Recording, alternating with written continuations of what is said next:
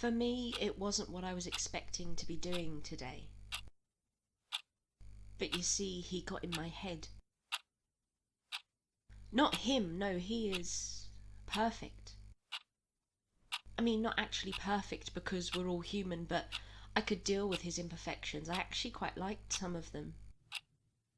The way he'd always say he'd do the cooking if I put the dirty clothes in the washing machine.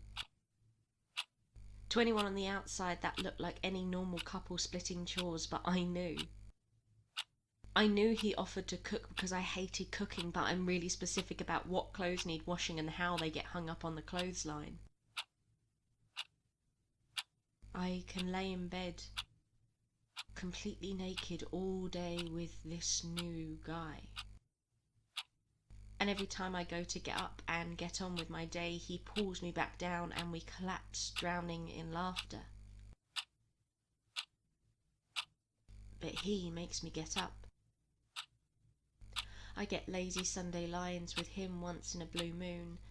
There's always something he makes me do. He reminds me that the shopping needs doing. He reminds me I have a doctor's appointment. He pushes me to go to work when all I really want to do is lie in bed and binge watch that shit TV show I've seen 1,000 times before with a bag of Doritos and a tub of sour cream and chive dip, knowing full well I need to start eating healthier or that damn dress just won't fit me. From a very early age, I noticed young girls around me falling into one of two categories.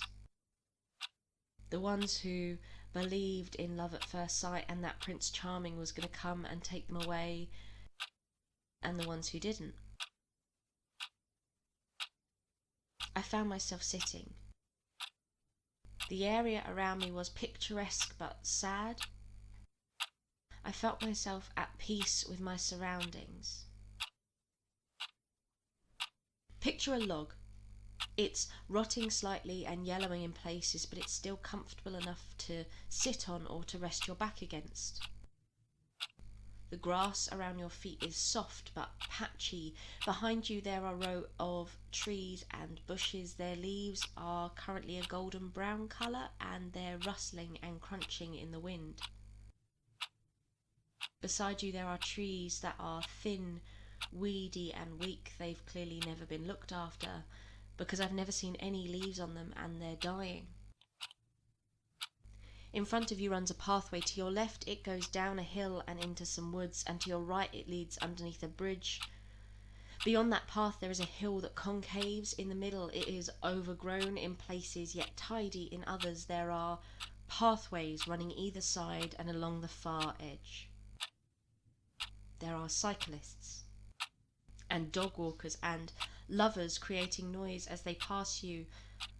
On the far end of the hill there is a row of dark green hedges, and beyond that there is a motorway. A little girl used to climb those grassy hills.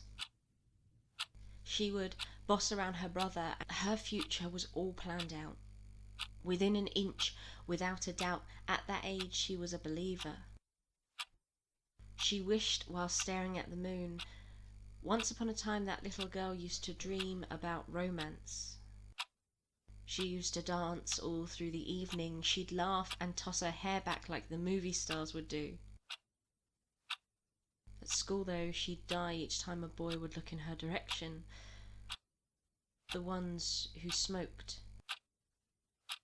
who played guitars, who pledged their love beneath the stars. She wished for him, the perfect him. She closes her eyes and sees him there, everything she dreamed of, everything she hoped for, everything she pictured, everything she wanted, and he seemed so real. She wasn't asking for much, just someone warm, attentive, smooth, successful, strong.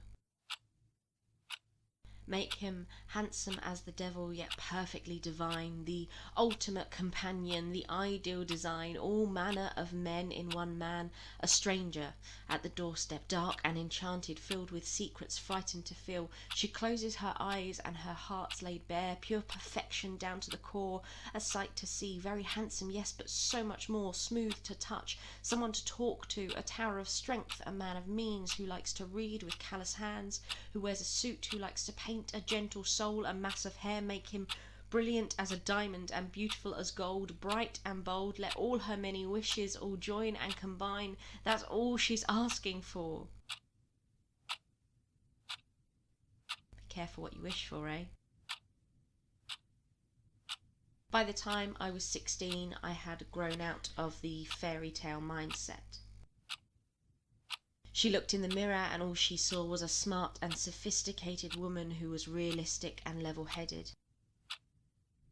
I found myself sitting quite comfortably in the latter category. I was fairly happy to know I could do it on my own and didn't need all that fantasy bullshit. I grew up and worked hard, got a job, fell in love in the conventional, conservative, realistic sense, and got engaged. I did the floral arrangements and the centerpieces, I did the seating plan and the hen do, I booked the honeymoon and did the dress shopping, and okay, even through my icy exterior, I could admit I did feel like a princess. I was happy and confident knowing no one would save me.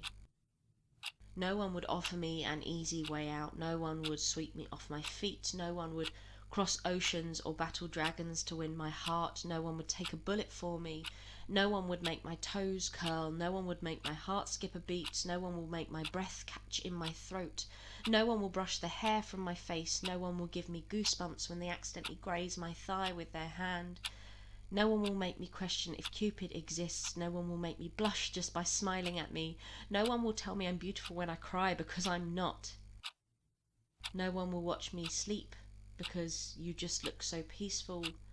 No one will tell me I look nice without me having to prompt them. No one will buy me flowers unless they're in the doghouse or it's my birthday.